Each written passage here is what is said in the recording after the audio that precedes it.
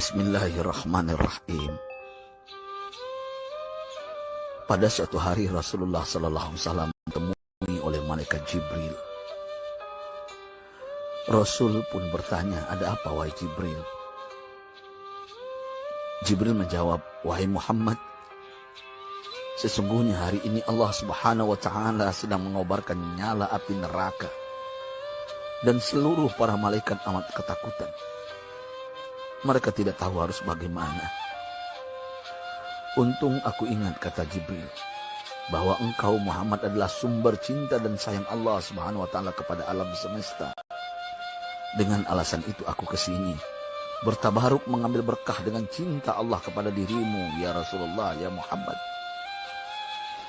Rasulullah terdiam beberapa saat, kemudian bertanya lagi, "Wahai Jibril, ceritakan padaku bagaimana neraka itu sesungguhnya." Jibril menjawab, "Wahai Muhammad, neraka itu bagaikan lubang-lubang yang terdiri dari 7 tingkat. Jarak antara satu lubang dengan yang lain ialah perjalanan 70 tahun. Lubang paling bawah adalah lubang yang paling panas." Nabi SAW meneruskan pertanyaannya, "Lalu siapakah penghuni lubang-lubang neraka itu, wahai Jibril? Sampaikan kepadaku, Jibril." Jibril menjawab, "Lubang yang paling bawah diciptakan untuk orang-orang munafik. Lubang yang berikutnya untuk penyembah berhala. Lalu untuk penyembah bintang dan matahari." Jibril terus menerangkan penghuni tingkatan neraka hingga lubang yang kelima, tempat umat Yahudi, dan yang keenam dihuni oleh umat Nasrani. Setelah menjelaskan penghuni 6 tingkatan neraka, Jibril diam cukup lama. Rasulullah SAW penasaran dan bertanya kepada Jibril, "Wahai Jibril, siapakah penghuni neraka yang ketujuh?" Jibril diam saja tidak menjawab. Rasulullah SAW mengulangi pertanyaannya, tapi Jibril tetap diam. Rasulullah tambah penasaran dan mendesak Jibril agar dijawab pertanyaannya. Akhirnya Jibril pun berkata, "Umatmu, wahai Muhammad, mereka itu para pelaku dosa besar di kalangan umatmu, yang dimana sampai mereka mati belum sempat bertaubat." Mendengar jawaban Jibril, Rasulullah langsung jatuh pingsan. Jibril merangkulnya dan meletakkan tubuh baginda di atas pangkuannya. Tak berapa lama Rasulullah SAW sadar dan langsung menangis bersimbah air mata dengan terisak-isak. Rasulullah mempertegas pertanyaannya, "Wahai Jibril, apakah benar ada di antara umatku yang masuk neraka?" Jibril menjawab, "Benar, wahai Muhammad, pelaku dosa besar di antara umatmu yang belum bertaubat." Setelah itu Rasulullah menghadap kiblat dan sujud kepada Allah dalam isak tangisnya.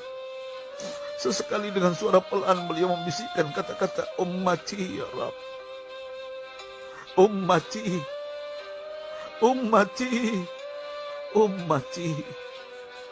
Beliau SAW tidak mengangkat kepalanya dalam keadaan seperti itu selama 3 hari 3 malam, kecuali setiap Bilal bin Rabah mengumandangkan azan, barulah beliau bangkit untuk menjadi imam, dan setelah itu kembali sujud lagi. Pada hari ketiga Abu Bakar menyadari hal ini, beliau mengetuk pintu Rasulullah dan mengucapkan salam 3 kali, namun tidak terdengar jawaban. Abu Bakar sedih dan berseru di hadapan pintu Nabi besar Muhammad SAW, "Apakah ada jalan untuk masuk ke rumahmu ya Rasulullah?" Tetap tidak ada jawaban. Di jalan Abu Bakar bertemu sahabat Umar. "Mengapa engkau menangis, wahai Abu Bakar?" kata Umar. Abu Bakar menceritakan keadaan Rasulullah SAW. Maka Umar pun melangkah menuju rumah Rasulullah dan terjadilah hal yang sama. Umar pun pulang dan menangis. Di jalan Umar bertemu sahabat Salman Al-Farisi. Dengan terisak Umar bercerita kepada Salman hingga membuat dia amat sedih, namun tidak berani mengulangi hal yang sama. Salman melangkah menuju rumah Fatimah radhiyallahu anha dan menceritakan hal itu. Setengah berlari Fatimah menuju rumah ayah tercinta dan mengetuk pintu sambil mengucapkan salam. Mendengar suara lembut putri tercinta, sejuklah dada Rasulullah. Beliau bangkit dari sujud dan membuka pintu. Alangkah terkejutnya Fatimah melihat Rasulullah, ayah tercinta, amat kurus dan pucat. Fatimah memeluknya lalu menangis. Wahai ayah, apa yang terjadi? Mengapa engkau amat sedih seperti ini? Rasulullah kembali menangis dan berkata dengan suara lirih, wahai Fatimah, belahan jiwaku, bagaimana mungkin aku tidak sedih sedangkan Jibril mengatakan akan ada kelak umatku yang akan masuk neraka. Subhanallah, betapa besar cinta Rasulullah kepada kita umatnya. Sahabatku, Rasulullah mencintai kita. Antaman ma'aman ahbabta, engkau akan berkumpul dengan orang yang kau cintai. Mari kita mencintai baginda Nabi besar Muhammad SAW yang mencintai kita umat yang tidak rela kita masuk neraka. Mari kita mencintai beliau dengan berselawat.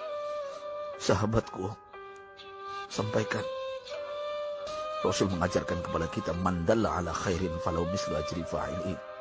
Siapa yang menunjukkan kepada kebaikan, maka dia akan mendapatkan pahala seperti orang yang mengerjakannya. Mudah-mudahan ini menjadi pahala jariah bagi kita.